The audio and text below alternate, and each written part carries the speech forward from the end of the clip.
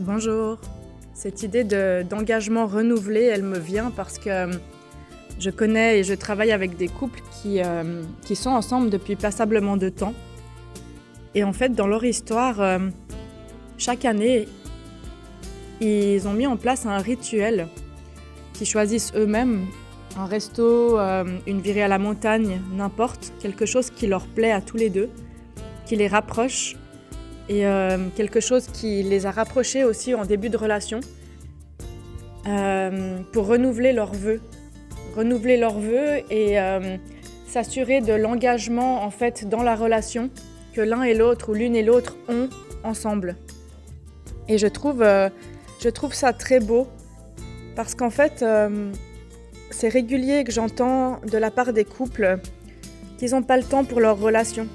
Au milieu du travail, des activités, des enfants, de tout ce train de vie qui est tellement rapide et intense en fait dans notre société que beaucoup de couples me disent mais on n'a pas le temps pour le couple, on se voit le soir pour se coucher et puis on se couche pas à la même heure.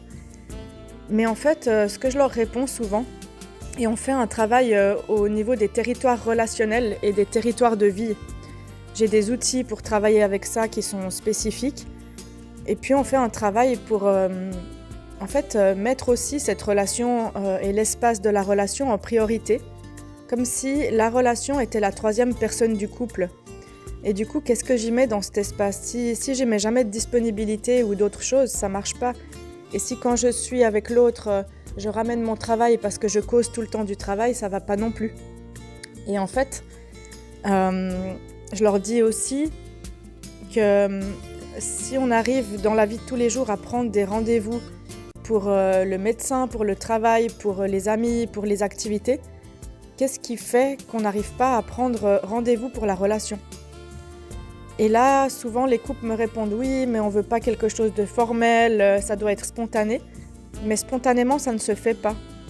Et en fait, ce qui m'étonne souvent, c'est que je vois que les personnes en souffrent. Elles en souffrent parce qu'elles trouvent le temps et le moyen de venir consulter en thérapie de couple ou en thérapie imago pour trouver des solutions, mais par elles-mêmes, c'est très difficile de trouver des solutions de rencontre, en fait, pour trouver un point de rencontre régulier. Le mot régulier, il est important.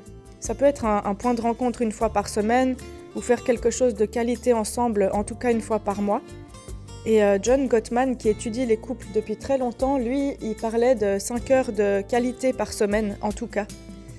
Et 5 heures, c'est pas donné à tout le monde. Moi, ce que je propose aux couples, c'est de mettre des minimum 5-10 minutes de petites bulles régulières dans laquelle on se retrouve pour se faire un câlin, pour se demander comment on va, si la relation va bien, pour faire un jeu de société ou pourquoi pas se faire un massage, faire l'amour, mais faire une activité où il y a que toi qui existe et moi et notre relation. Et quand je vois ces couples qui en souffrent et qui n'arrivent pas à trouver de solution par eux-mêmes, je vois souvent que c'est parce qu'il y a une fuite du lien, il y a une difficulté d'aller dans la vulnérabilité, la présence émotionnelle. Et en fait, c'est comme si la relation rajoutait du stress à tout le stress qui existe dans la vie par ailleurs. En fait, votre relation, ça doit être votre havre de paix. Et on peut créer ce havre de paix. Et dans ce réengagement, en fait, régulier, je trouve que c'est très beau parce que ces couples-là, ils vont bien.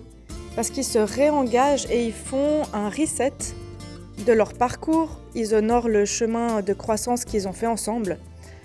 Et ils redéfinissent en fait les projets communs, la direction commune. Ils viennent s'assurer, est-ce que tu es toujours avec moi dans notre amour ? Est-ce que tu prends toujours soin de notre amour avec moi ? Et en fait, ça fonctionne parce que tous les deux, toutes les deux, prennent soin de cet amour. C'est pas une personne qui va tout faire pour deux. Et malgré les aléas de la vie, ce qu'on peut vivre de difficile, les périodes stressantes et la vie qui avance, ils trouvent le moyen de célébrer leur amour. Une fois par an, ils célèbrent leur amour et ils s'assurent qu'ils regardent dans la même direction, qu'ils sont toujours connectés l'un à l'autre. Ils redéfinissent là où ils en sont, ce qu'ils ressentent, ce qui leur donne de la sécurité, leurs besoins respectifs. Et ils s'accueillent en fait dans ce chemin. Et du coup, moi, ce que je vous propose, c'est de mettre un petit point de rencontre régulier avec votre partenaire. Ça peut être tous les 6 mois, ça peut être un resto une fois par mois, une sortie une fois par mois. pour demander l'état de la relation. De dire à l'autre « t'es toujours bien avec moi, comment tu te sens dans notre relation ?» et de célébrer votre amour une fois par année pour s'assurer qu'on refait le contrat, qu'on repart bien ensemble, qu'on est toujours bien ensemble et que les aspirations de cette relation soient toujours communes. Et c'est très joli à faire. C'est comme si on se marie, par exemple. Pour certaines personnes, le mariage, c'est juste un acte symbolique. Pour d'autres, c'est un acte romantique. Pour d'autres, c'est juste un papier à signer pour des questions administratives. Mais du coup, moi, ce que je vous propose, c'est de faire une rencontre, un acte symbolique d'amour, de grandir ensemble.